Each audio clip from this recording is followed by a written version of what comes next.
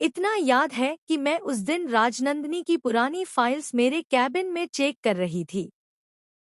हर file को पलटते हुए मेरे हाथ कांप रहे थे, क्योंकि पुराने दस्तावेजों में हमेशा कुछ न कुछ रहस्य छुपा होता है। तभी मेरी नज़र एक फाइल पर पड़ी, जो बाकी सभी से अलग थी। उस फाइल में कुछ ऐसा लिखा हुआ था कि मेरे पैरों तले जमीन खिसक गई। मेरे सिर में चकरा गया, आंखों के सामने अंधेरा सा छा गया और मैं बेहोश हो गई। जब मैं होश में आई तो खुद को फर्श पर पड़ी हुई पाई। दिल तेजी से धड़क रहा था। याद आते ही रोमांच और डर दोनों ने मेरे शरीर को जकड़ लिया। मैंने गहरी सांस ली और अपने दिमाग में उठते सवालों को सुलझाने की कोशिश की। आखिर उस फाइल में क्या था जो मुझे इतना हिला गया? क्या यह कोई पुरानी साजिश थी या कोई ऐसा सच जिसे कोई आज तक नहीं जान पाया था? इस बीच आर्या पार्टी में व्यस्त था। उसके चेहरे पर हंसी और चेहरे पर चमक थी, लेकिन मैं जानती थी कि उसकी आंखों में खालीपन है।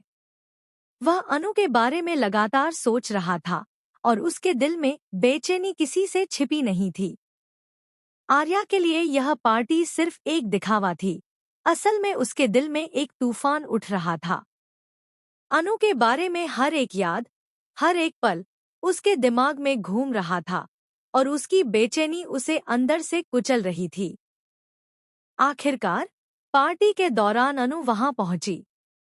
उसकी चाल में एक अजीब सी गंभीरता थी। उसकी नजरों में राजनंदिनी की पुरानी छवि झलक रही थी, जैसे वह जानती हो कि उसे अब आर्या के सामने अपनी बात रखनी है।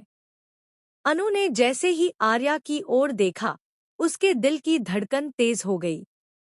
उसने देखा कि अनु की बातें, उसकी भावनाएं, सब कुछ अब अतीत से जुड़ी हुई हैं।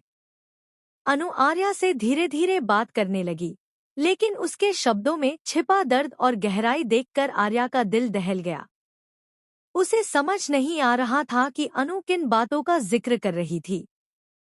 उसके दिमाग में सवालों का तूफान उठ गया। आखिर ऐसा क्या हुआ था जो अनु को इतनी घबराहट में डाल रहा है? आर्या की आंखों में चिंता और डर का मिश्रण साफ दिखाई दे रहा था। अनु की बातें धीरे धीरे उसे पुरानी यादों की गहराई में खींच ले गई। जैसे ही वह अपने अतीत की घटनाओं का जिक्र करने लगी, आर्या के होश उड़ गए। उसे लगा कि हर एक पल, हर एक घटना में कोई रहस्य छुपा है जो अभी तक उजागर नहीं हुआ। अनु ने उस सच्चा